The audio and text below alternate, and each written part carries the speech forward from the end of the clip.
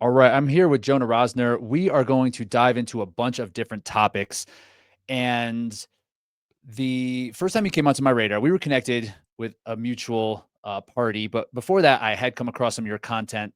And I must say, when people send me things, generally, not to sound like arrogant here, but when I get sent stuff, especially around running, I'm kind of like, what is this going to be what am I going to learn from Yeah. this? But I got sent a piece of your content on Instagram that was actually very interesting, and it had to do with kind of training your lower legs, your calves in particular, and it wasn't something that I had ever come across. And oftentimes on social media, look at something and you're like, okay, is this just anecdotal? Are you making this up? What are we talking about? But all of your content, for the most part, is attached to some sort of paper, some sort of science, right? So right away, it's like, okay, then I can follow this and read it and figure it out for myself. So right away, was like, all right, this dude knows what he's talking about. This calf situation is something I want to talk about. Yeah. Training your lower legs, and this paper was very interesting. But I want to get your insight on that a little bit. Like, tell me a little bit about the calf isometric thing. Yeah. I mean, I think we could just start with the calf in general, especially in running. I think it is one of the most undertrained muscles, the calf Achilles muscle or tendon unit in the body. Because when you go to the gym, what do you think about doing for lower body? Like squats, deadlifts, and those are great. Like they're going to get you some calf targeting, but they're not actually going to overload the musculature like an actual calf raise would, for example. And what we see in running, and especially distance running, the calf and Achilles musculature actually absorbs and produces the most force probably out of any muscle tendon unit in the body. And that's interesting, especially from like this calf isometric standpoint, which to get there first, I'm just going to talk a little bit, especially in distance running, how the calf acts or how we want the calf to act optimally. So just like any muscle and muscles in general, they typically have what we split into three different ways they can contract. Concentrically, where the muscle gets shorter, so it's like pulling together. Flexing, Eccentrically, where the muscle absorbs forces and gets longer. right, And stretching. then isometrically, when the muscle actually is producing force, so it potentially can be creating movement, but the muscle actually isn't changing length. And muscles can produce force without necessarily changing how long or short they are. And in those instances, often what happens is the tendon will change length because you have a muscle and a tendon, and the tendon will attach the muscle to the bone. It's this long story we don't need to get into. But what we see during running is the calf muscle actually tends to act isometrically, the calf muscles. So what that means is they probably don't move a ton, the Hmm. actual muscle. And it's more of like the Achilles tendon who's doing a lot of the work. The Achilles is going to absorb a lot of the force because the Achilles attaches to the calf, absorb and recycle a lot of that force. And why that is probably a good thing in distance running is because isometric contractions are very efficient. They cost your body less energy. When the muscle is not shortening or elongating, it costs the muscle less ATP. Essentially, it costs it less energy. So we see in the most efficient runners in general is their calves tend to act isometrically. So if we connect that to the original question, is we can train a calf isometrically in the gym too to replicate what happens when it's actually running. And so something like that would look like an isometric in the gym would be like, let's say you have a barbell set up and you're pushing it against a rack. So, or the barbell's with so much weight you can't move it, but it's on my back. And I get to the top of a typical calf raise. So my knee's slightly bent. I'm on my toes and I'm pushing through the front of the foot into that bar. I can't move as hard as I can. That's going to put a lot of stress on my calf. You feel your calf working, but your body's not actually moving. The calf's not actually moving. And that's what we call a calf isometric. And we like calf isometrics for a few reasons. One, like we talked about, it's actually how the calf is probably going to act in running. So we mimic that movement. And number two, very heavy isometrics, very heavy work in general, but very heavy isometrics are a really great stimulus to actually improve your Achilles stiffness or improve the quality of the Achilles. And that's really important too, because we know a stiffer Achilles improves your running efficiency. And all that means a stiff Achilles is for the same amount of force if a structure or a tissue or a tendon becomes stiffer, the same amount of force will stretch a tendon less. So let's just say like I have 100 units of force on a tendon. It's going to stretch by X amount. I go do training that improves the stiffness. Next time it's exposed to that 100 units of force or the same stress, it will actually stretch less. And stretching less in Achilles is beneficial because that would lead, we know from research, a stiffer Achilles leads to improved running economy or improved running efficiency. You'll run for less energetic cost, less ATP cost. because it allows the calf muscle to be more efficient. It's this long story, but essentially what happens is improved calf isometrics can improve your Achilles stiffness, which is going to allow your muscle to operate very efficiently and consume less energy, the calf muscle, when you run. I don't know. That was a pretty long, contorted answer, but it's trying to get from A to B there. You got there. So it was interesting, the point of the calf remaining isometric, Yeah, because we do experience calf soreness, which we would typically think would be from the lengthening, right? exactly. But Eccentric. Yep.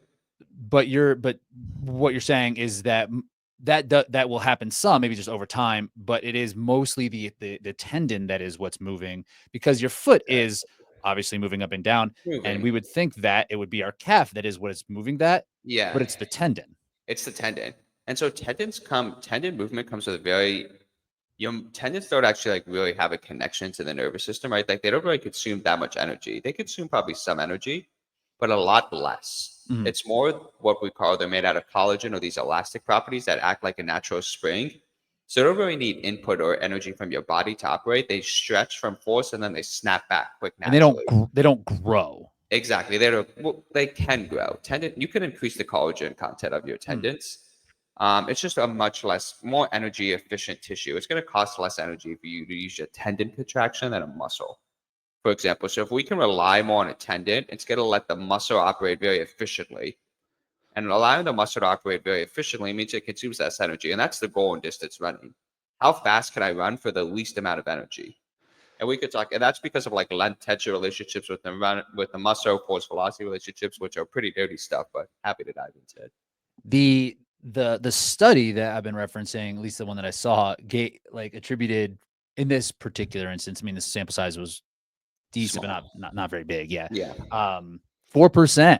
Yeah, and it's not the only paper that has shown this. So this is from Sebastian Boehm's group, but there's a few other papers, Jared Fletcher's, that have shown similar improvements to running efficiency, running economy from Achilles stiffness increases or calf isometric training to improve the Achilles stiffness as super shoes, which is that 4% you're alluding to, which is That's kind of crazy. crazy. That's So what crazy. happens is they did like this 10, whatever, 12-week program. They increased Achilles stiffness by like 35%. I mean, these people have never done Achilles specific training before. So what happens is the Achilles increases his stiffness by like 35%. Calf strength from the isometrics went up, well, I don't know, like 17% or something like that. And so what happened is the calf muscle started operating consuming less energy, very efficiently at their ideal. They just operate very efficiently. And because they're consuming less energy, it essentially improved this runner's economy like a super shoe. And the way that they measured it, it wasn't necessarily performance. It was how much energy was consumed, right? So, and I guess And that that is would, performance for a runner. for sure, for sure. But it Yeah. wasn't like you took 4% off your 5K or whatever. But Nah, but exactly. you could like, any improvement, any efficiency is going to make you Yeah. I mean, faster from 4% is point A to pretty point. huge at the end of the day. But yeah. Totally. And the I've been playing around with this a little bit, enough to kind of like understand how it feels. But I've been a little bit cautious in terms of the dosage and just like the recoverability. In this study, what was it, 3 or 4 times a week? It was 5 by 3 by 3 seconds. I think it was like Yeah, 3-second holds for 3 reps exactly. for 5 sets. So it's not a huge dose, No, really. but it's heavy. And It's that's heavy. the key with tendons. It's a very heavy contraction in a specific joint angle. So tendons like heavy lifting. For heavy lifts move slowly, like an isometric. So if we want to improve your tendon stiffness, there's like one or two rules we want to follow.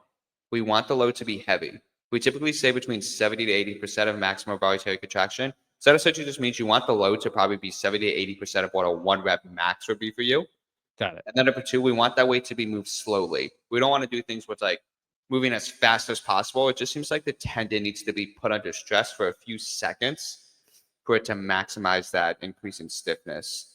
So this would be things like isometrics or a very heavy weight, like moved very slowly. And with the actual setup, right? Yep. You mentioned kind of essentially putting it on a rack, which would kind of be like on kind of like on pins, like the opposite, right? Like having Yeah. something heavy that would just be at where your 70-80% of contraction would be, and you're just kind of pressing into the bar and the bar's not moving, Yeah, like right? 80% effort push into the ball. And that 80% makes effort. sense. Okay. Yep. Does it matter? And there's a couple type of isometrics, right? I don't remember the Holding, exact pushing. terminology, but Yeah, like, there's holding and pushing isometrics, and they're probably a little different, but either one here would and in help. this case, so like with the way you're talking about, if it's like pinned, if it's fixed, the load Pushing. isn't necessarily, you're not necessarily fighting against the load pushing you down, No, you're right? pushing against You're an pushing immovable into it. object. So that's a pushing isometric. We tend to think that's more like a concentric contraction, and it's really good for activating a large amount of the muscle. Where like a holding isometric, like if I got a really heavy bar on my back and I went to the middle of a squat and was fighting against that bar Yes, it's trying to to push you down. prevent it from pushing me down, that's a holding isometric. That's a little bit more like an eccentric contraction. It's going to put more stress on the muscle. There's a different neurological element of it, but that's a bit of the nitty gritty there. But yeah, so there's a few different types of isometrics. And that's what I'm thinking, right? Like if whatever, someone doesn't have a squat rack, they have like heavy Yeah, kettlebells and they're doing a calf raise. Is that going to take, both they'll be both fine? work for this instance as long as Okay. it's heavy. That's the main thing. We want it to be heavy and slow. So one thing I found, so another thing I've seen you kind of post about is the plyometric Yep. training for your lower legs as well. Yeah. And this again is a little bit, and I'm just cautious in general, like lower leg injuries Yeah. are very hard to get over and they're scary. Very. It's not something I Very. want to deal with. So Yeah. we're talking I about don't even like thinking plyometrics. I about look at it, that. I'm like, ugh, Yeah. makes me a little nervous. But talk to me about how you're training in the lower leg in terms of like a plyometric. Yeah. So if I'm trying to optimize the distance runner's lower leg, there's going to be heavy strength work, and there's also going to be plyometrics. And plyometrics are kind of just exactly what you alluded to. Like think about maximal intensity jumps, like jumping box jump or like repeated jump against the ground as high as I possibly can or as far as I can, depending on what the goal is. And the reason plyometrics are really important alongside like heavy work is you get a bit of a different adaptation. And if you think about like submaximal running, even if I'm running fast, like even if I'm running a mile a mile all out, the force per step is going to be significantly lower than if I did a maximal intensity jump, right? Like if I jump as high and hard as I possibly can, it's going to be such a significant amount of force that's put quickly through the tissue, the foot and calf, compared to even like a 7-minute mile pace or an all-out mile, whatever you Right. do. And those Totally. are going to give you adaptations that you don't get for distance running, but adaptations that are going to be very key to make you a better runner or actually help with your overall health. So there's a few specific things we get from all-out intensity plyometrics, and I'm talking about like 5 reps, so low volume of like an all-out jump or like pogo hops, for example. Number one, it's actually going to improve what we call your stretch shortening cycle. So stretch shortening cycle is this idea that in running or anytime our foot hits the ground while we're running, jumping, your body stores energy from the ground for every reaction. This is physics. There's an equal and opposite reaction. So my foot first hits the ground and running, those ground reaction forces that are pushing against my leg and my Achilles, my muscles actually hold on to those forces from the ground and recycle them, put them back into the Put them ground to back in. move me forward. Mhm. And the best runners, the best athletes have a very efficient stretch shortening cycle because if I can store free energy from the ground, that's less energy my body has to create. That's going to make me more efficient. So what plyometrics do is they help with what we call like coordination. They help with the way our muscles and tendons interact. So like the way that our muscle is activated, how much of the muscle is activated. Very similar where like if we think like heavy slow work might be better to increase tendon stiffness, plyometrics are actually the main way they might help isn't really with tendon stiffness, but it's probably more the way that the muscle contracts Mm. with the tendon to make them operate very efficiently. So that's why we need plyometrics because if the heavy slow work helps the tendon stiffness, the plyometrics help the muscle and tendon work together to learn how to be the most efficient they can be. And then number two, very high intensity plyometrics are the best stimulus, I would say, in the gym for your bone health, which I think we miss. Like bones respond to low volume loading that's very high intensity. And that's because the muscle puts a lot of force on the bone and yada, yada, yada. It makes the bone get bigger and stronger. So for distance runners, one of the main issues is they have low bone mineral density because running for long distances can actually be catabolic for the bones or causes bone breakdown, especially if you're not eating enough. Mhm. So plyometrics can be a really good stimulus to help build that bone back, and they help with your muscle coordination. So basically, you're building the pieces separately, and That you then don't get from you're distance running. Yep. that you want to give, and you connect them through plyometrics, but so they Exactly. should work in Exactly. tandem. Exactly. I like to have them both to improve the muscle and tendon coordination and stiffness together. The bone piece is really important, especially for Yeah. athletes in Huge. like the HYROX space who might not be coming from a running background, right? So they're just their Yeah. lower leg bone stuff can kind of be Let me ask issues. you a question, Rich. Are bone Sure. injuries common in HYROX? Because I actually don't know. It seemed not as much. I Yeah, mean, compared I to thought my so. experience helping runners, because the volume doesn't need to be as high and you can get a good amount of aerobic Just training. from you guys do so much more like yeah, plyometrics are good, but strength work is also good for bone health. And you guys are just doing so much more strength work that I would imagine helps with the bone mineral density too. What can happen though with people who want to get fixated on the run and they're like, I need to get better at running. And then Yeah. they ramp it up a little bit too fast. I think honestly, bone stuff, you see more tendon or soft tissue stuff kind of I more think before tendons and bone. soft tissue. Yeah, tendons are definitely common in HYROX. And it makes sense. Like you think about like all the box straps, all the things that put a lot of stress on the tendon. And just yeah, just like doing a lot of stuff. Yeah. Let me ask you this. Let me and your thoughts on, because the sled push is such an important part of HYROX. Would training your calves make you better at pushing a sled? I think it would, right? Especially because if you think about like the way you all are pushing sleds in HYROX where they're very heavy, Mhm, there's that huge horizontal component where like you're probably pushing with the front of your foot mhm. against the ground behind you and pushing away, and that's a ton of calf work. Like when you do a sled work, do you feel a lot in your calves? Personally, I don't, but, Okay. Meg, my partner, she does. Like, Yeah. that'll be one of the limiters for her. She feels it in her calves. Exactly, because the calves are a major propulsive muscle. What that means is they just push against the ground to move you forward, especially during the second half of stance. And so that's like what a sled push is. Like a lot of it is just like propulsion against the ground to move something forward. It's a lot of calf work. Yeah, so you think that even would you, for a runner, do you put him on sleds ever? Oh yeah. Yeah. Because you think like at the end of the day, like you and I kind of talked a little bit about this before, like there is an element of specificity to all of this. So the calf muscles, they operate vertically. So like when we're running, there's a few different force components. There's a vertical where you think about like bouncing up and down, but you're also moving forward, and that's Mhm. horizontally. And what we see is that the body responds to specific training. So we want to work on the body like vertically, whether that's like maybe a back squat is in the vertical plane, right? I'm not moving forward when I back squat. I'm just up and down, or like just a regular jump is vertically. But we also want to train the calf muscles and any muscle horizontally because force production can be specific as well. So a sled push, I'm actually moving something forward horizontally. So I'm being much more specific in the way I train my muscles for like running, overload the force component of running horizontally. So I like to do both horizontal work in a sled and vertical work. When I worked historically with a lot of football players or sprinters, we do a ton of sled work because it just transfers over a lot better to like running forward or sprinting. Hmm. That makes sense. That makes sense to work both of the Like planes. the planes, exactly.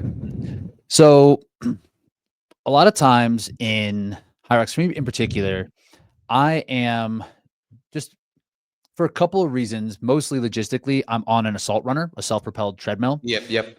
And the one thing I do notice about that is I almost get no lower leg stress at all.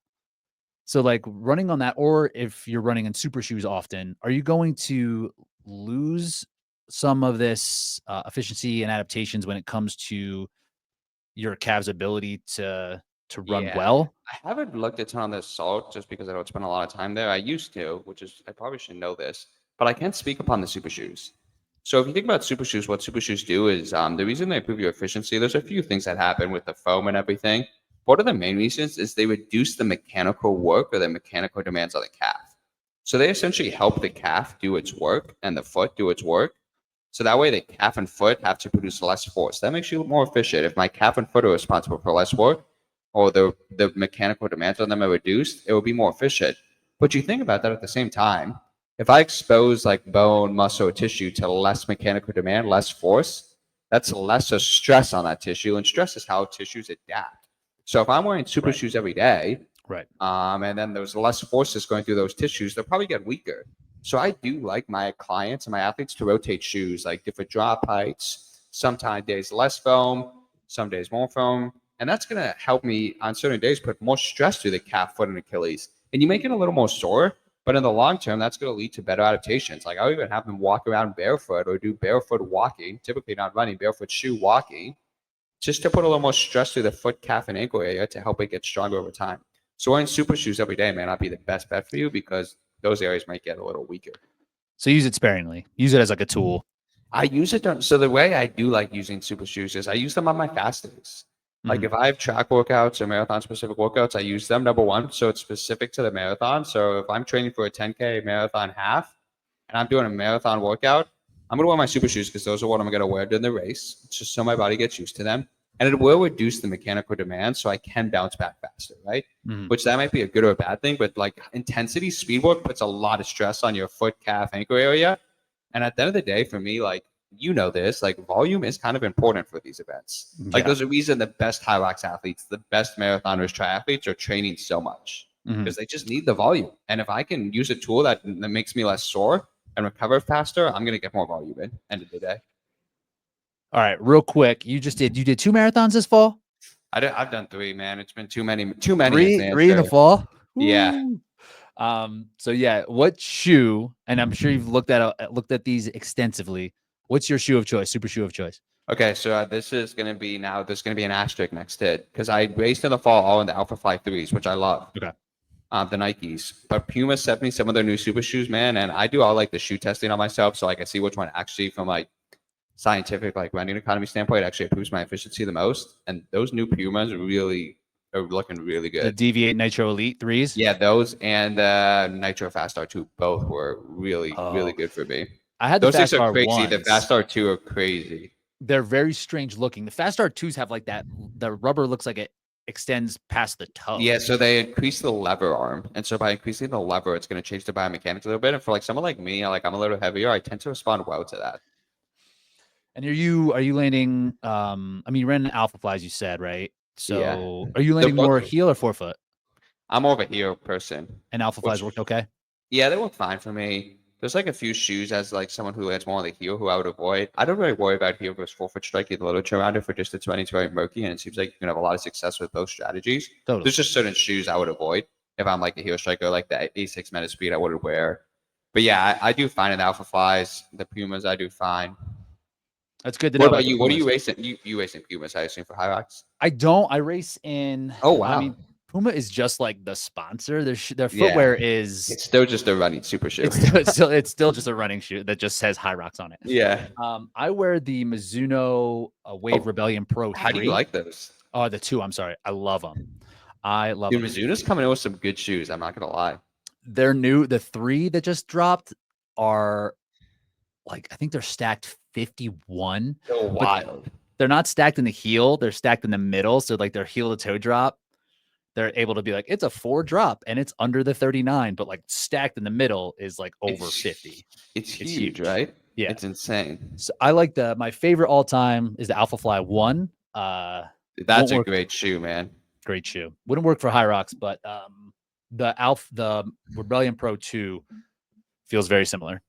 Yeah. All right. So talked a lot about lower leg. Good stuff on that. So let's move into a couple different pieces.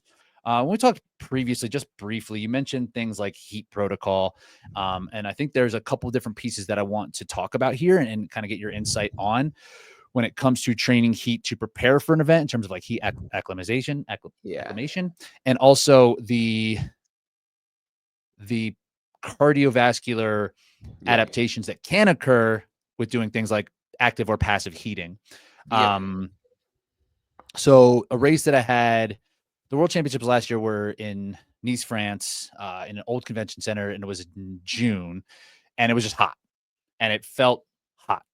And here in Colorado, it's not hot almost ever. Yeah. So I had a hard time with that. So thinking about how you would train to prepare yourself to race in a hot condition, what kind of protocol would you put somebody on for that?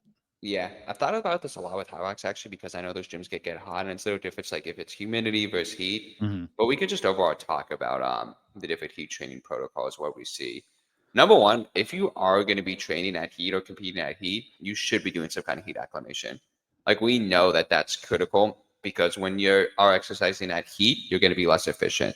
What happens essentially is when I'm exercising at heat because of that sweat response, I'm going to send more blood flow to my skin. And that blood flow is important to help cool me off. But at the same time, if that's more blood to the You skin, need that for your that's muscles. less blood for the muscle. And if the muscle Right. has less oxygen, you're not going to run as fast or perform Right. HYROX as fast. So that's the number one thing. What we see, which is really cool, is that heat training can actually help offset that with heat exposure. So what happens is to answer like the first part we were talking about, like some of the adaptations that happen, is we first improve our plasma volume. So the amount of blood, we could just think about this about the amount of blood in the system. So if you have more blood in the system, that's more blood you can send to the skin, but then also more blood you can send to the muscle. So you kind of make up for the fact like, okay, there's a higher blood demand throughout the body now. So now I have more blood I can send to the skin and to the muscle. So that's one of the adaptations we get from heat.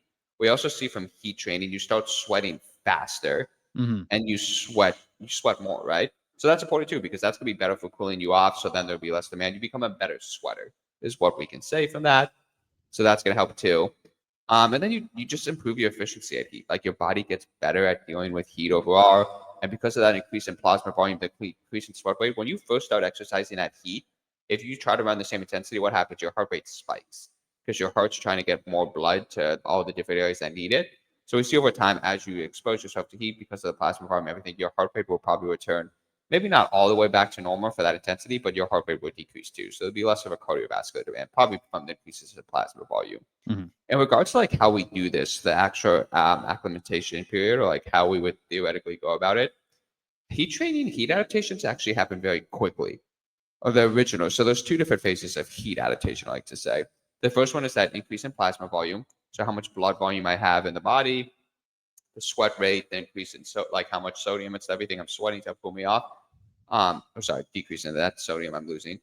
That happens like actually in 10 days. So if I 10 days. expose 10 to 14 days very quickly, but the key is you probably need to be exposed every day. So if Right. I expose myself to some kind of heat stress, 40 to 60 minutes, 90 minutes, whatever it is, every day for 10 to 14 days, we probably see those adaptations that we just talked about, plasma, sweating, efficiency, all that stuff happen very quickly if I'm constantly exposed every day. So what we see, and there's a few different things we talked about, the ways we can do it, as you talked about, which is those active. So active heat training just means I'm performing my sport, or for in this instance, we can use running. I'm running very hot. Like if it's hot outside, I'm out there doing the event actively. I'm running, and that's active heat training. But then you also talked about there's passive heat training, and passive heat training is when the goal is to raise the core body temperature, expose your body to heat, but not actually be exercising during it. So these Mhm. are things exactly like you said: sauna, hot tub. Like if I have a very hot bath, I'm immersing myself with a hot tub, or like post-exercise sauna, where someone will go out for like an easy run or an easy HYROX, whatever you want to say, and then sit in the sauna to keep the body hot after the core body temperature has been raised from the run for maybe like 40 other minutes. And the reason we don't just do active and we do a combo is because if you've gone out and you know this, like gone for a 60-minute run on heat, that's a lot of stress. Like that Mhm. will mess you up.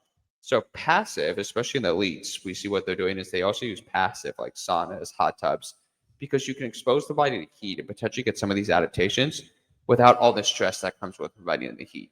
So my favorite method, if I was going to recommend a method, it's a combination of mixed method. And what mixed method means is we combine active and passive heat exposure.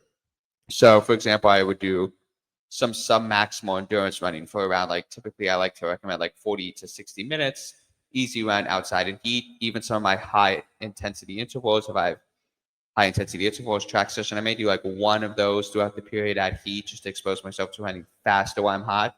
And then maybe if I did an active day, the next day I would do a passive day. And a passive day would either be okay, I go out for an easy run for 40 minutes, and then I do sauna after for around 30 minutes, or maybe I just only do sauna, or I just sit in a hot tub for close to 45 minutes. We That's how probably want long? to get you like exposed to heat for each session for like probably 45 minutes to 60 minutes, sometimes even longer, like 90 minutes. Mm. I would say at least 60 minutes. I like to get people to 60 minutes of total heat exposure every day. And I like to do this for a total of 2 straight weeks. And maybe we'll take the weekends off. So a combination of some days active, easy running, some days passive, whether that's after an easy run, sitting in a sauna, hot tub, or just totally sauna or hot tub that day. And each day trying to get them at least somewhere 60 minutes, 45 to 60 minutes and then probably not working too much more than 80 at the top each one of those days, but working our way up there. Like we're not going to start like maybe with the first day we do 30 to 40 minutes and slowly build on the sauna, hot tub, all that stuff Right. for 10 to 14 days.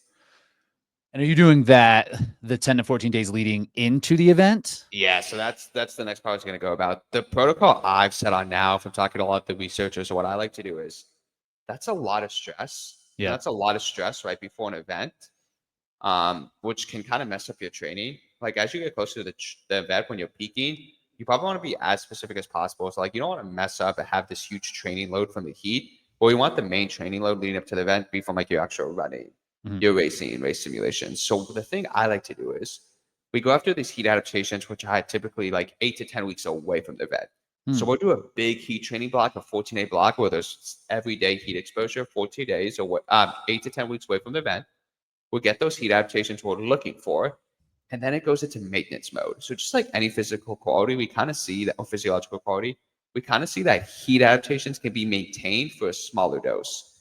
So then what I do, and Brett Rosner Stad just did a great paper about this, is essentially I'll switch it up to like 2 to 3 times a week of mostly passive heat exposure, and maybe like every few weeks an active heat exposure as well, like running in a heat suit. But then only 2 to 3 days a week of like 45 to 60 minutes each time in a sauna or a hot tub, things like that. So when before it was every day, I'll essentially just have it be like 2 to 3 times a week to reduce the heat load and try to just maintain those physiological adaptations we talked about. And then maybe as I get closer to the race, like the week before, I may do like everyday heat exposure, just like 7 days before the race for 3 days. But then like 4 or 5 days up to the race, I'll probably just either do like one passive heat session or completely cut it. Because when you're tapering, we don't want to add that heat stress. That makes sense, right? Like the being able to have the maintenance of the heat adaptations.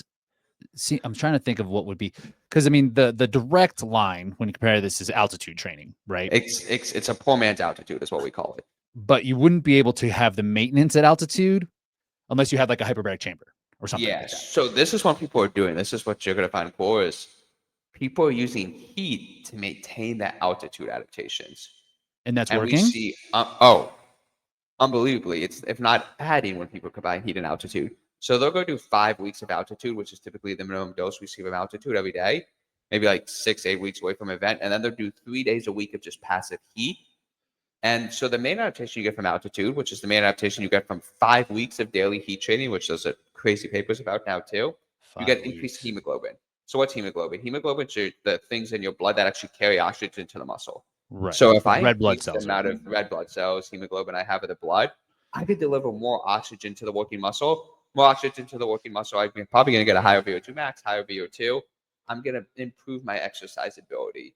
And so people go to altitude for 5 weeks because typically, not everyone, altitude is actually very individual how people respond, but you'll get like a 2 to 3% increase in hemoglobin, which is going to improve your VO2 max. So they'll go do that for 5 weeks. And then like leading up to the race, they'll switch over to 3 days a week of heat training versus the altitude once they're back at sea level. And we see them maintain that. So that's what I'm doing. I'm going to altitude for 5 weeks, and then I'm going to try to maintain with heat and test my hemoglobin mass. Maybe go up, we see. But that's what they're doing. They're using heat to maintain, which is really fascinating. That is interesting, right? Because that's what I guess what those gains with whether it's altitude or heat, like you can have this increase in hemoglobin after there's consistency and frequency of like more blood volume. Once you have more blood volume, then your body will give you more hemoglobin, right? Exactly. But after time down, it will just undo it. It'll be like, we don't need all this. Pretty quickly. Yeah. Like in heat and altitude. Like a week? Yeah, like 2 weeks. Because the last point we should make is like people are now trying to do like altitude. That the last adaptation we talk about with heat is the long-term heat adaptation. So if I spend like 3 to 5 weeks at heat, probably closer to 5, and I'm doing like, let's say 5 times per week, if that's 50 to 60 minutes of like active heat training. But there's a great paper about this. They saw the same hemoglobin response as altitude because of that increase in blood volume. Almost the exact same. Exact same. So they saw the increase in hemoglobin for 5 weeks, and then what they did is 3 times per week of heat training, so much reduced load, and they maintained it. So very similar to altitude. So that's the same thing like you and I have been talking about. It's just like altitude and heat to maintain, vice versa. I'm a big proponent of heat training. long-term and short-term adaptations. I'm trying to think of what would be like, because I said it's a 1-to-1 and it can be like reduced, but I was trying to think of be like, if we're working in phases like hypertrophy, right? It takes some time to put on muscle, but not a lot of time to maintain muscle, more or It's less. the I guess same that thing, like any the same. physiological quality. It depends on if it's a structural or functional adaptation. Like structural adaptations, like hypertrophy, where I'm actually increasing tissue size, those take longer. Where Mhm. like functional adaptations, which are more like biochemical or other things like plasma volume, which is more just like increasing the amount of blood, those happen quicker. So we can think about structural versus functional adaptations, and those are like functional happen a lot quicker, but they also decay a lot quicker. Or like hypertrophy, like yeah, you do lose muscle pretty quickly, but it also comes back quickly, things like that. And then I guess with trying to measure this, right? And you Yeah. talked about different time domains and active versus passive. I mean, passive is nice because you can just be like, okay, this sauna is 185 degrees. So like I Yeah. know I'm gonna be hot after like 10 You're gonna minutes. And increase then sweat. Yeah. yes. But like say it's active and like you're overdressing or whatever Yep. you're doing, you're in a room without a fan. Um, have you how do you know if you're hot enough? Is it just like you feel hot? Because Yeah. I there's mean, these if you go to the sensors pros, so now what the and pros are doing now is like they'll use like actually like heat pills, like where all they're that stuff, swallowing so it. they know. There's a Yeah, new sensor out there, the core body temperature sensor. I don't know if you've seen I core. have. So I use it. I've used it a bit. They'll just release a new version that's a lot better. I'm like any technology, I'm critical. It's not gonna be as accurate as a heat pill, but it's gonna be better than nothing. Like if that goes up, then like you probably are getting hot enough. But what a lot of the best researchers do now is like they'll use a combination of like questionnaire RPE, like they'll first anchor someone to be like, okay, like here's the heart rate and here's the RPE from a heat standpoint that we want you to feel. Because the main variable that matters is your core body temperature and keeping that elevated for a while. But we don't really have good ways of measuring that besides the heat pill or that core sensor. So if you don't have those, the next best way is like heart rate and perception. So I say, okay, I probably want my heart rate like during an active heat training session, like I don't know, everyone's different, but like 150, 160 at Like least, and then I'll how much over your threshold. yes, is that getting you over your Yeah, it'll like be over your 01? threshold, right? It It'll be would. hotter than threshold. And then also just like RP, like if I do like a heat RP, like I want this to feel like a 7 or 8 out of 10 heat wise. Yeah. And just be Okay. like, this is hard. And that's going to be good precursors for essentially like core body temperature. So it's more just like subjective. And like if you're sweating a lot, if it feels hot, like it's uncomfortable, then you're probably doing it right. You'll know when you're hot enough. You definitely will. And if it's like too hot and you have to stop, you're probably Then too you know, hot. yeah, yeah. Yeah, yeah. Are Exactly. are you Be measuring your safe. heart rate in like a passive capacity, like when you're Yeah, I will. I'll sitting? put on the heart rate. I'll go for a node mode. I'll put on the heart rate monitor and everything, just because like Same. thresholds, heart rate, they all change in heat, right? No, sorry, like heart rate. Yeah, everything will change in heat, right? Like the amount of stress. So I'll try to keep track of my heart rate. What do you see? How like because I've been monitoring when I'm like Oh, sitting in a sauna or whatever. How much different over I don't know, like rest do you find it? huge. So like what I see, really fascinating. This is a good way to I like to measure adaptation. Like if I haven't done heat training for a while and I go sit in a sauna, like it'll get close to like 110, just sitting Nice. there. And then over Yeah. time, like as I've done constant exposure, it'd be probably like 80 or 90. And it's like, okay, like my heart rate's significantly lower for the same exact heat in the same sauna. I'm probably seeing some physiological adaptation. What about you? What has been your experience? Similar. And just for reference, where's your zone 2 start? Oh, mine now. Last time I measured it, it's probably like 138. Okay. It's a little high, yeah. Yeah, I'm right around 120. And Yeah. so if I'm getting into like 90 when sitting, I'm like, okay, something's happening for sure. And the sauna might be a little different than the active one, where the sauna's like mostly like Yes. the sweat rate, attitude, like those things, right? Yes, yes, yes. And like it's different when I'm sitting. Sometimes I'll stand in the sauna and then my heart Oh, rate just like jacks up just because I'm exactly. changing position. So, but it's nice to see that there is something happening. We definitely have loose evidence that a mixed method helps. Like I think if you actually dive into the research, active probably is going to be more efficient, and that just makes sense. Hmm. But like passive probably helps. Not as convincing, but probably does. And a mixed method, it just helps to maintain the stress, but also expose you to heat. Yeah, it's just to roll the dice, like that's how I feel Exactly. about the active is like, is this going to screw this session up? Is this going to screw the Well, next that's the session thing. up? It's just like at one point, is it like the return on investment for the heat adaptation, like messing up all your future sessions, worth it? And Right. like for me, it's like if it's gonna mess up my marathon specific sessions, or for you, like my HYROX specific sessions, it's probably not worth it. Like those are probably the most important sessions. But that's also why it's smart to push it further back and then Exactly. work on the maintenance piece. I see a lot of people who try to do it like the last 2 weeks of the race when they're peaking too, because it's like, oh, well, it takes 10 to 14 days and I want to have it for the race. And I actually think that's a giant mistake because then they go to the race and they're just like fried. Because training load is training load. If you're peaking and adding an other stress you're not used to, like heat at the same time, that's a lot on the body. I feel like I experienced this just this past week. I had a couple of really hard workouts and a couple bigger sauna sessions. Yeah. I was like, something's wrong. I Yeah, was like, people, I'm kind of in outer space out here. yeah, people are like sauna, like heat is stressful. It's stressful. Something's happening for sure. Yeah. Where are you with cold plunge then? No comment. I just don't think it like I think like people like we live in a society now and like it's so funny, man. This is a really interesting anecdote. I've had two like I'll coach a few like VIP athletes still. And I've had two calls in the past week where like one of my main questions it's like, how's your recovery? And the number one thing that comes up for both of them, they're like, I sauna and cold plunge every day. I'm like, well, how's your sleep? How's your nutrition? So we live in a society now, like how's your training plan? We live in a society now where it's like we associate like cold plunge, sauna, like with recovery. And it's like I think the reason cold plunges bother me, it's like if you like cold plunging, like cold plunge, that's fine. But if that's your number one recovery modality and you're not sleeping, you're not eating well, you're not actually following a periodized training plan, it's irrelevant. Like sleeping, eating, and a good training plan are significantly more important for recovery. Like, yeah, like cold plunge is going to increase your dopamine, like all that stuff. Like it's probably going to give you a little energy in the short term, but it's actually going to lead to any like physiological training adaptation. I don't know. Like training in the cold probably does have some adaptation similar to heat, but I don't think like a cold plunge is really going to like make or break anything relative to these other modalities. And I think you're right. I think that there is like an acute feeling, like Definitely acute. Yeah. there's like an uptick in mood, and you're just like, 100%. nice. Like things Yeah. change. Like you're in and you're out, and right away you feel something. And we can't speak highly enough about like how important like perception is, right? Like if I think something's working and it's helping and placebo, whatever, like yeah, if you think a cold plunge is helping you and it's helping you have better workouts after or whatever you do, like sure. Yeah. And that's if there is a component that is, I find it the mental part is just the 100%. mental hardening.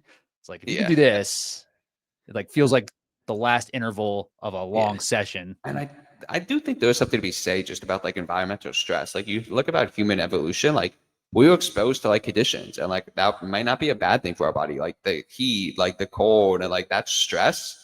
And those stressors probably aren't a bad thing. Like that's how the body adapts. But like I don't think a cold plunge is gonna make or break you. Like you hear people talk about brown fat, all this stuff. But Yeah. I do think like stress like environmental stress isn't a bad thing, but just like take it into context with all your other training stress and what stress is the most important.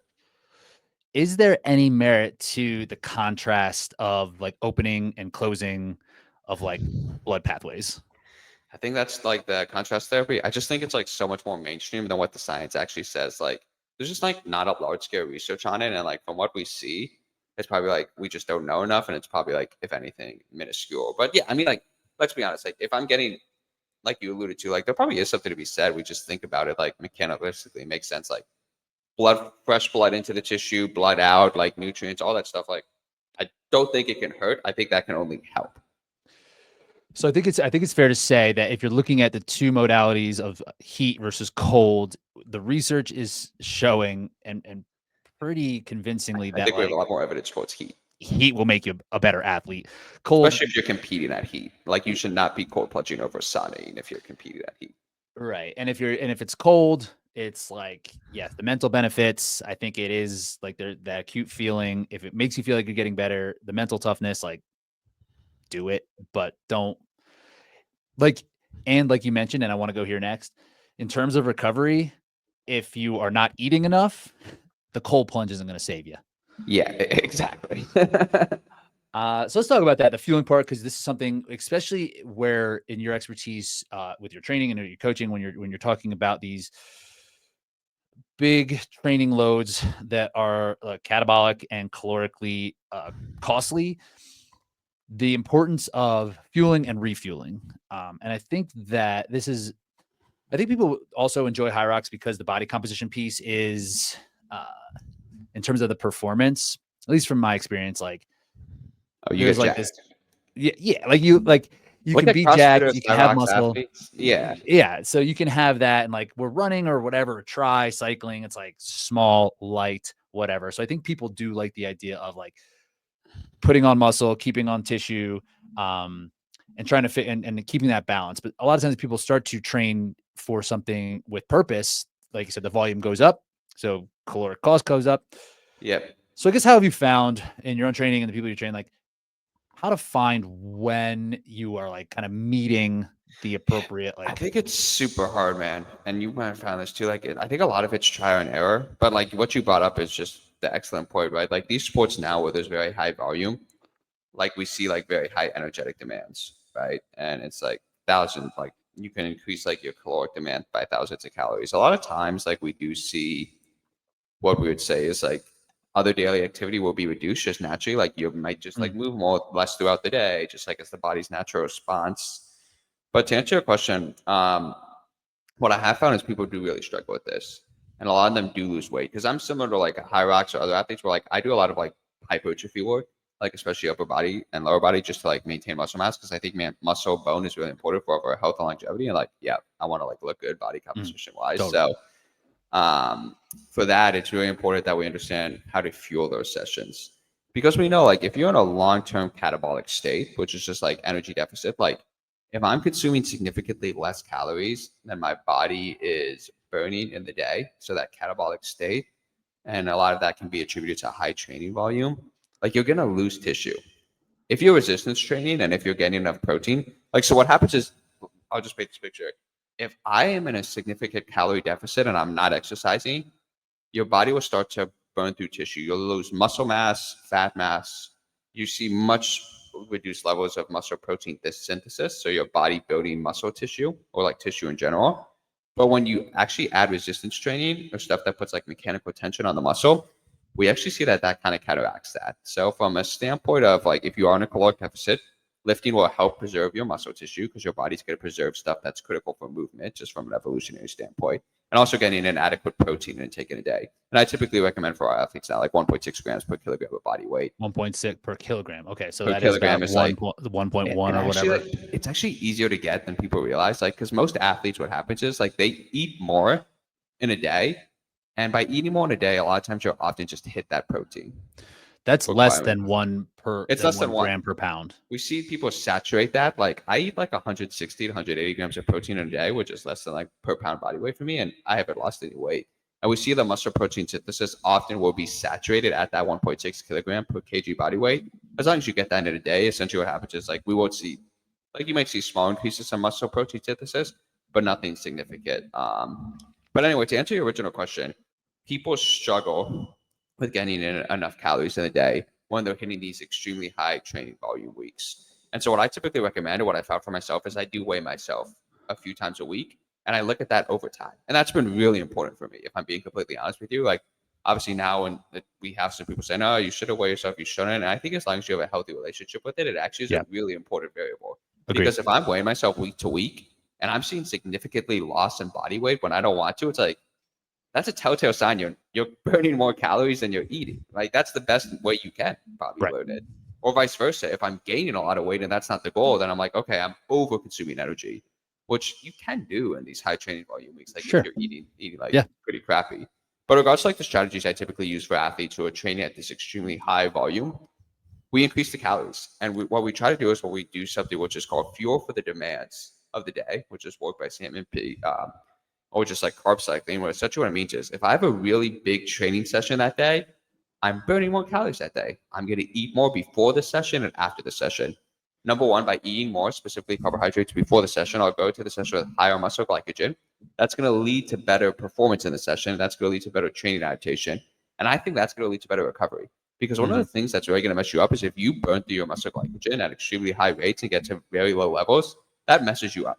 Like that's why like after a marathon or some of these events, like you feel destroyed if you get to extremely low muscle glycogen. That's a huge recovery cost, or liver glycogen. So on days where I have big training sessions, we increase our calories before and after the session. We increase our calories around the session.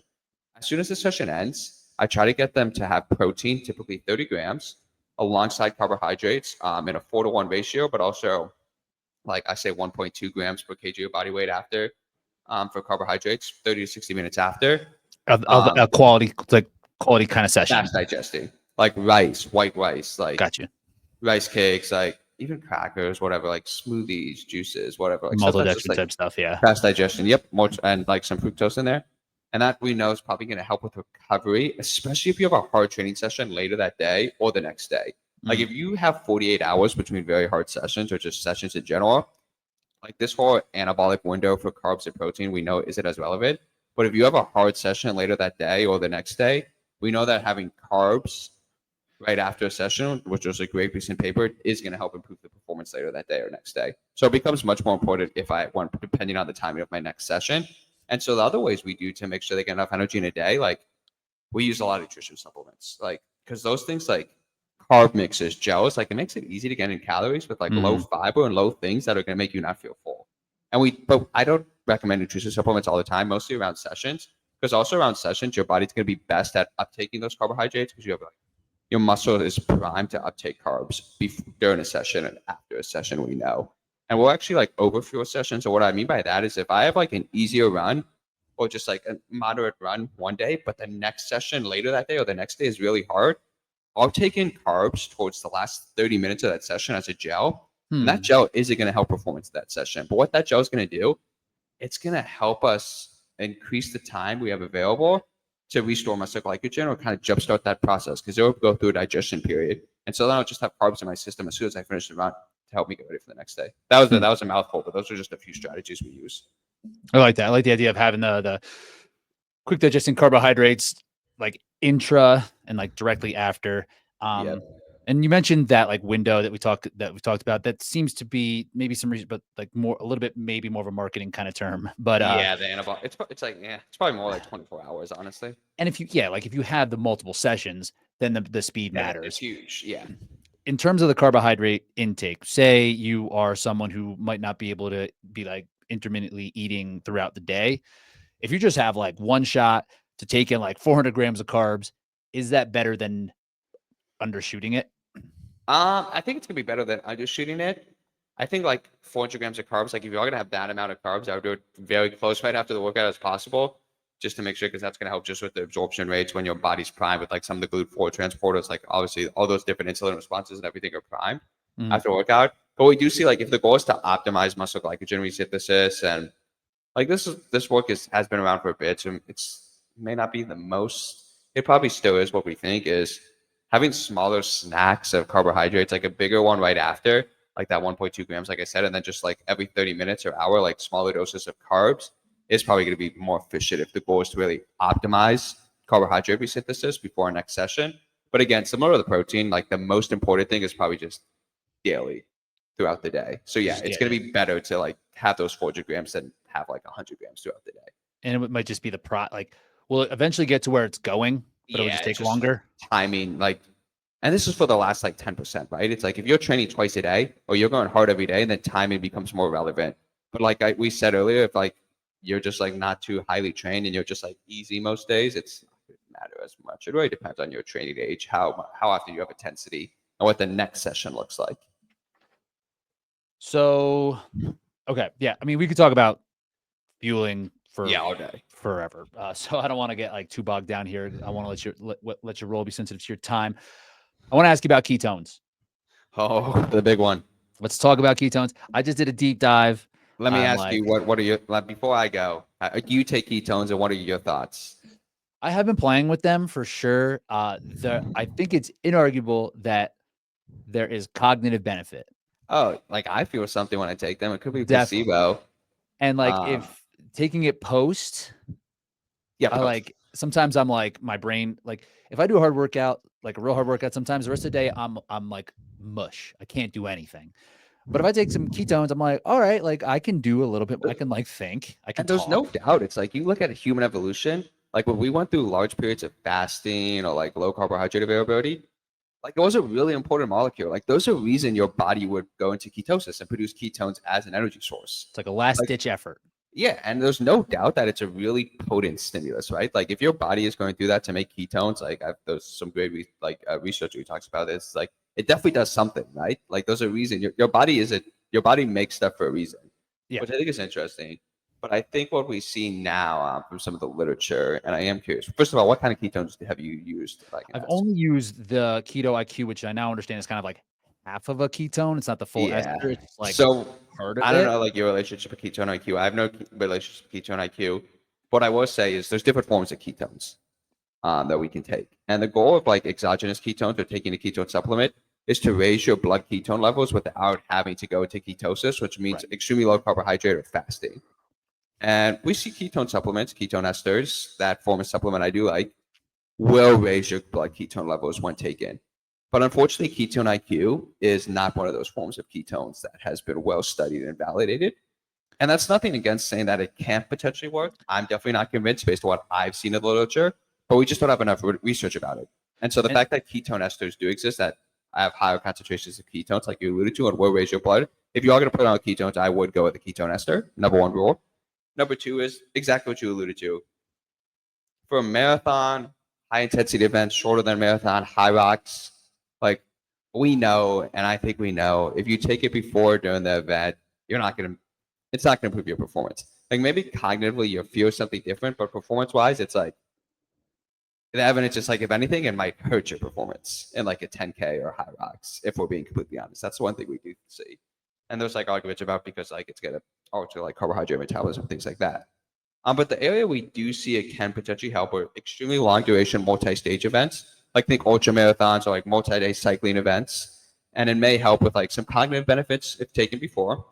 And it can help with potentially like some muscle damage effects of that, which can help you perform better during those long duration events. mhm. But the area you alluded to, which is the most interesting area, is the post-exercise recovery, specifically taking it after a hard session and it increasing the EPO response in your body. And EPO is what, as we talked about earlier, EPO is like just to skip the nerdy stuff.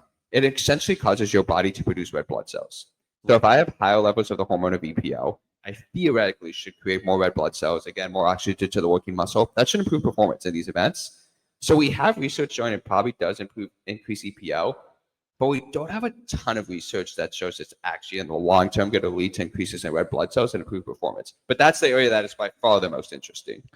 And that is what I saw. And it seemed significant. It's like Oh yeah, 20% or something like like that, raising huge. But EPO. again, that doesn't actually mean you're going to produce 20% more red blood cells. Is That's what I the will thing. say. It's like there's the precursor, but is it actually Exactly. following through and giving you what it actually needs to be 100%. done? The one study I did read was talking about where it kind of split the two groups. And yes, and just back on the keto, like how I understand it, when the ester was developed, and it kind of like when it was trying to be put into mass production, there was some issue. Like everything that was studied was with this ester.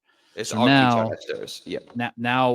ketone IQ, like it might be giving us the same thing. We don't know because that's not what has been studied. Yeah, that hasn't been studied. And it's just like one of those things where it's like the ketone concentration as high as you alluded to. It's just like there's a lot of reasons to be skeptical, but there's also a lot of reasons that potentially it could work just as well.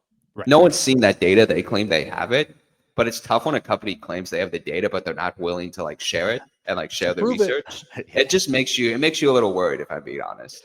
And I totally understand. That's like the thing with it. Doesn't mean it's, and like that's kind of like it's really murky with all of this stuff. Yeah, all the supplements. But it's very murky with ketone IQ in particular. Doesn't mean it Doesn't mean it doesn't work, but it is like the thing that I will say, like nothing against them. I don't know them. The thing that bothers me is like you're mass producing and marketing a product and you're making claims about it where like most people aren't going to know enough to like question those claims. And like you say, you have research that backs it up, but then you're not willing to share it. And but where we do have research about ketone esters, right. and it's like, okay, like you're making all these claims, but you're not willing to share what you're finding. It's like, Right. that just worries me. But I do feel something when I take it. No, I do too. Even ketone IQ, I'll be honest. Yeah. So there's a study that was showing that there was one of the signals that I notice in my own training when I am pushing too hard too often, my heart rate response does my like max heart rate drops. Like I can't get my heart rate to where it needs to go. Yes. And then I hit a taper It's a and classic overtraining response. classic overtraining. There was a study that showed there was not this reduction when they were trying to overtrain the athletes in a 3-week cycle. Like they're doing 2-a-days. The control group did have a reduction, and the ketone the group overtraining did not. But the Yeah. interesting thing about that study, which people never always cite, is the ketone group somehow by taking even though people often talk about like ketones decreasing appetite, for some reason the ketone Yeah, group I don't understand that ate either. more food. That So you seems think so about this. strange. Yeah, so the ketone group started eating more. They increased their calories. And it's like, oh, it helps with overtraining. And maybe it does help with overtraining. But if you're training a lot and then you're eating more, You you're can't probably just separate going it. to recover better. So it could just be the fact that they're eating more, right? That people are never like if you actually and the researchers who do that who did that study, like when he goes on podcast, he'll say that it's like, well, they also ate more, which like could just be the factor. And people Right. would never cite that part. It's funny. I did notice that because my anecdotal experience with ketones or with Keto IQ in particular is like I do feel less hungry. Like Ketone I IQ do not. makes me less hungry, but if I do take like ketones in general, but yeah, in that study they ate more. That's so strange though. Why It do you is think that weird. was?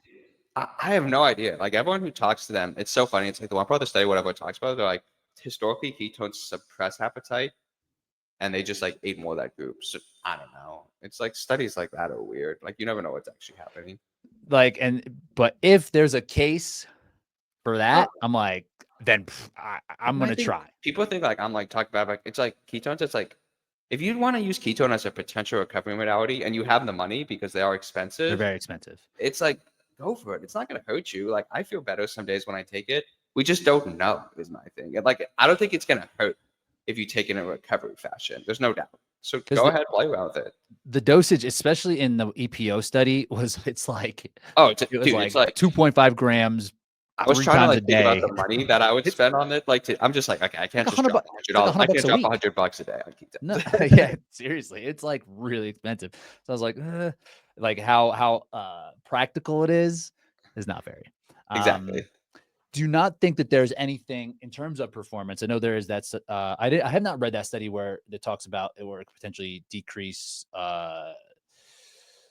the performance in a It's a higher intensity 10K event. study. It's a few years ago, but it's a pretty well-known study. And that study, like that duration and intensity, is going to be almost the same as HYROX. Yeah, Like exactly. pretty And you close. think about like the duration and intensity of that anyway. It's like you don't want like ketones are going to be your primary fuel source for like a 10K or a HYROX. Like things like it's like you want carbs and you're relying on carbs. Is my opinion at least. Is there an argument that the ketones could spare Glycogen. glycogen to your brain? Well, I don't know about like glucose to the brain. Now, I just from like a physiology standpoint, I don't think it so. doesn't make sense to me. Like Okay. people have argued historically it could spare muscle glycogen and the muscle level, which theoretically could be beneficial for longer duration events to spare muscle glycogen. Or But intensity events, right? Or something where we have to put yeah, out yeah, a because high intensity is going to drive muscle glycogen use too, and like right. bonking. Okay, no, bonking is actually liver blood glucose and liver glycogen, but like having preserving muscle glycogen will improve performance. We know that, but we just like don't have evidence that it probably is actually doing that. It wouldn't spare it to the brain. No, it wouldn't. Right. Like to the brain, that's the one I don't know enough. If I'm being honest, like I always like to know when I don't know something. I don't know enough. Like blood glucose and your liver's like blood glucose output is a key energy source for your brain. And like that's like is blocking, right? When like your brain is running low from like getting blood glucose. But I don't know. I don't know enough about the ketones and brain glucose. Okay. Because that's the one theory that I can like hang on to. I'm like, well, my brain's fueled. Yeah. I'm pushing this sled without my My thing brain is like it's glucose. just like if it is a performance stack, it's probably like neutral in my opinion. So it's like you can't hurt. If you feel good, same thing, placebo or like whatever Exactly. it is potentially doing, just take it. I want to believe. Exactly. All right, last thing. What is one thing that you're interested in this field of any kind of studies or anything that you're kind of have your eye on, if it's training, if it's supplementation, if it like protocol, like what's something new that's kind of on the edge of things that you're kind of like interested The thing that I do find the most fascinating is like optimizing resistance training for endurance athletes in general, because I think historically we haven't done a great job of that. I mean, I think like there's a fascinating stuff coming out about like how we use technology live to monitor intensity, control workouts, get a better training stimulus. But anyway, for me, that really combines like things I'm passionate about, which is like lifting and running. It's just like optimizing a lower body, like lifting program for running. And like we know it a little bit, but I do think some of the stuff around like the foot, calf, ankle, we also still getting some better research about how we potentially optimize those training programs. I think they can have some very fascinating returns on investment. So getting like real-time data. Yeah, exactly. And like using technology, like force plates, all that stuff essentially as well in my training programs for these endurance runners. Got you. I think Hopefully AI like a is little more. interesting too in training. Like I'm trying to do a lot of stuff with AI as well, Hmm. artificial intelligence for like optimize the training process. But Just think like that's interesting. training, just like training load and training load monitoring, suggesting workouts, nutrition. How about someone's potentially with spotting? Like if I incorporate someone's like heart rate data, training stress data, like HRV data, sleep data, glucose data, everything into one AI can actually do a decent job of monitoring their training load. I think that's. I mean, that's gonna impact us somehow. Yeah. Yeah, and it will happen. It's just we're not there yet, but I do think it will be interesting. And it's probably gonna be awesome. It's probably gonna be hopefully, so or it could just mess everything up. Who knows? That's true. Jonah, this is awesome. I feel like we could talk for many more hours, but I appreciate you taking the time. Oh, thank you, man. So you have a free newsletter that drops some really Yes. high quality information. Want to give a plug on that? Yeah, so the best ways to follow me if you want to learn more, my Instagram, which is Rosner Performance, but honestly, the newsletter, which is Marathon Science. There's a link in my bio. I can also send you the link for the show notes here. We'll put it in the show notes, yeah. And like that's where I share the most detailed information, free programs, free plans. And through there, you could get access to like my training community, all my stuff. But yeah, and if you join the newsletter, I give you a lot of like free plans and stuff too. So I'll put it in the show notes for you. But yeah, that's pretty much the best way to stay in touch with what I'm doing. So you're based in New York. Did you sign up for HYROX? Well, I was gonna do HYROX, and then of course I got looped into the London Marathon. You can't do both. That's what I realized. I was just like, I see people, all these YouTubers are like, this is how you train for HYROX and a marathon, fast marathon at the same time. Just like I started like thinking about doing it. That I was playing in my head. Just now, you can't do both well. They're just like if you want to be mediocre at both. Yeah, exactly. You can do that. I think you got to commit to one. So I think after London, the plan is what's a good fall HYROX? Chicago's the one. I'm in. I'll let you know because I just lost too much muscle, man, from this morning. Gotta get jacked, dude. You gotta keep up with them hybrid athletes. Gotta be hybrid. Cool, dude. Thank you so much. That was great. Make sure I link to everything in the show notes in terms of where to follow you. Amazing. And appreciate your time, dude. Appreciate that.